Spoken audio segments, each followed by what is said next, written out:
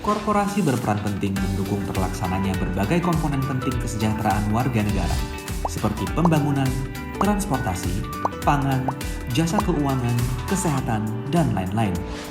Tapi, di balik peran penting tersebut, ternyata masih ada korporasi yang terjerat dalam kasus korupsi. Bila terjebak di pusaran korupsi, sebuah korporasi akan mengalami kerugian yang sangat besar.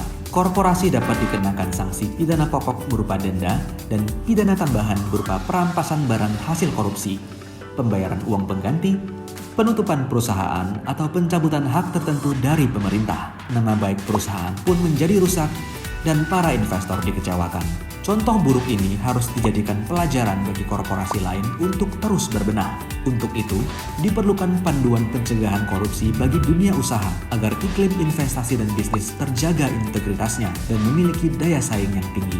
Pencegahan korupsi untuk dunia usaha bisa dilakukan dengan melakukan beberapa langkah pendekatan, yakni dimulai dengan komitmen para pimpinan, kemudian dilanjutkan dengan perencanaan, pelaksanaan, evaluasi, perbaikan, dan respon. Komitmen merupakan bentuk keseriusan pimpinan korporasi untuk melakukan upaya pencegahan korupsi. Hal ini tercermin dalam pemilihan kebijakan dan strategi korporasi. Dilanjutkan dengan perencanaan strategi yang perlu didukung dengan pemahaman atas peraturan perundangan dan melakukan identifikasi risiko korupsi pada korporasi. Proses ini memudahkan korporasi untuk menentukan fokus area pencegahan korupsi serta menentukan langkah pencegahan yang tepat. Berlanjut ke pelaksanaan, yakni pengaplikasian rencana pencegahan korupsi yang telah disusun oleh korporasi. Berbagai bentuk aktivitas pencegahan korupsi diantaranya yaitu klausul anti korupsi, uji tuntas, pengaturan praktik pemberian dan penerimaan fasilitas, hadiah, sponsor dan gratifikasi, pengaturan kontribusi dan donasi politik, penyediaan layanan pengaduan, pengaturan konflik kepentingan, pengendalian transaksi keuangan, komunikasi, pelatihan berkelanjutan.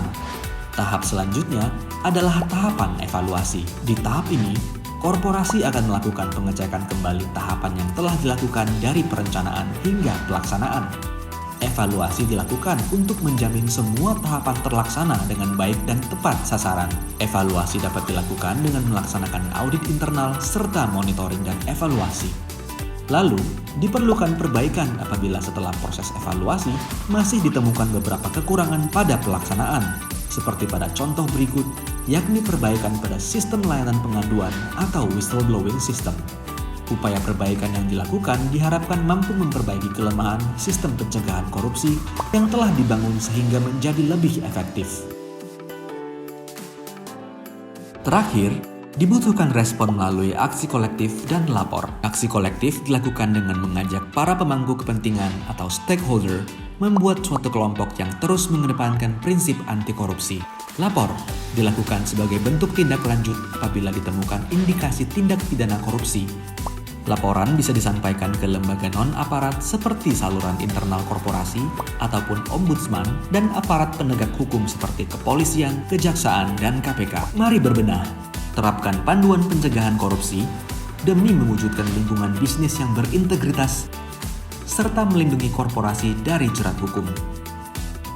Untuk melaporkan gratifikasi, klik goal.kpk.go.id. Klik gratifikasi.kpk.go.id untuk info lengkap soal gratifikasi.